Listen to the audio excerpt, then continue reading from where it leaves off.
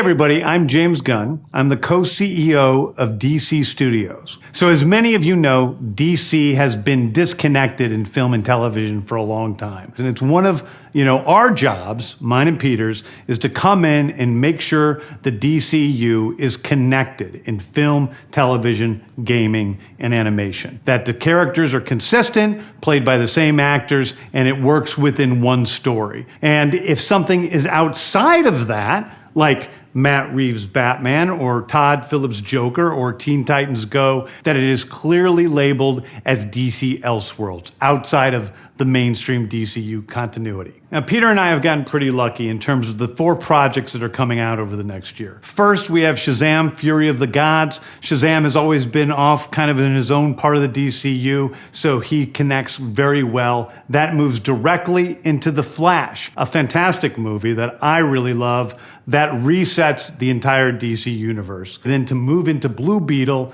a fantastic film about a kid who's a marvelous part of the DCU, and then into Aquaman 2, which leads directly into our next few projects, which I'm going to tell you about now. So, Peter and I, along with a group of very talented writers, have started to map out an 8 to 10 year plan of what DC Studios will be in film, television, and gaming. This first chapter is called Gods and Monsters. Now, what I'm about to tell you, is a part of the first chapter. It's not the entire first chapter.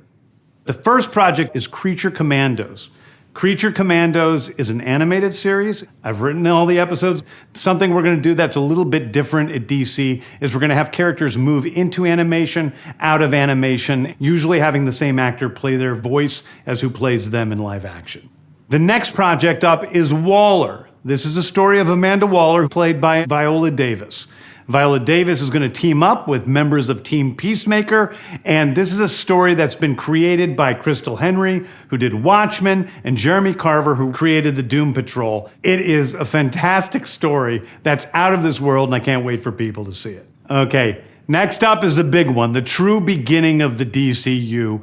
This is called Superman Legacy. This is being written by me. I'm in the middle of it. I'm having a great time doing it. And Superman will be released into theaters July 11th, 2025. Okay, the next thing is a big premiere HBO television series called Lanterns. This is a story of a couple of Green Lanterns, John Stewart and Hal Jordan, and we have a few other Lanterns peppered in there, but this is really a terrestrial-based TV show, which is almost like True Detective with a couple of Green Lanterns who are space cops watching over Precinct Earth. In it, they discover a terrifying mystery that ties into our larger story of the DCU. Next is a big movie called The Authority. The Authority is a passion project of mine. It's based on the marvelous Wildstorm characters we are now bringing into the DCU and will interact with all of our primary DCU characters. The Authority are a group of superheroes who think the world is broken and they want to fix it by any means necessary. I think it's a very different look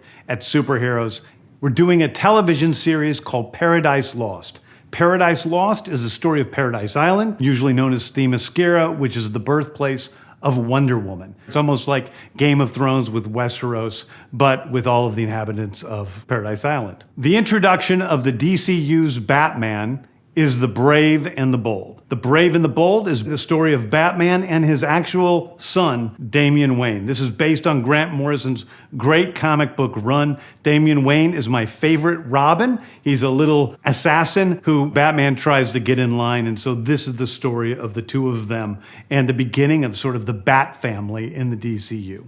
Next up is a TV series called Booster Gold. Booster Gold is one of comics' really popular cult heroes. He is a fascinating guy. He's a loser from the future who uses future technology to come back to present day and become a superhero so that people will love him. It is basically the superhero story of imposter syndrome on an HBO Max series. One of my favorite comic book series from last year was Tom King's run on Supergirl, Woman of Tomorrow. And so we're going to turn that into a big science fiction epic film.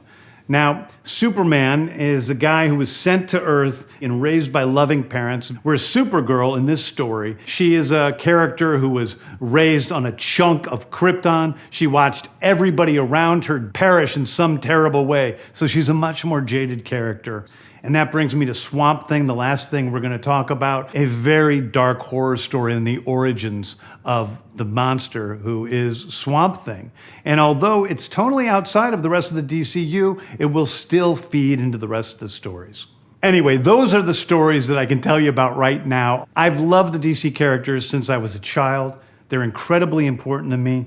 I knew that this was a once-in-a-lifetime opportunity to do something very different. One of the things that's very important for me in all of these movies and TV series is that the director's vision and the vision of the writers and all of the creators is unique and something special. Storytelling is always king. That's all that matters to us. And I want to be true to those stories. I want to be true to you guys and really give you something different than you've ever seen before. Anyway, thank you, everybody. I appreciate you watching. I hope this was exciting for you because it's really exciting for me. And I can't wait to start to dive into these stories with you guys on this grand adventure. Thank you so much.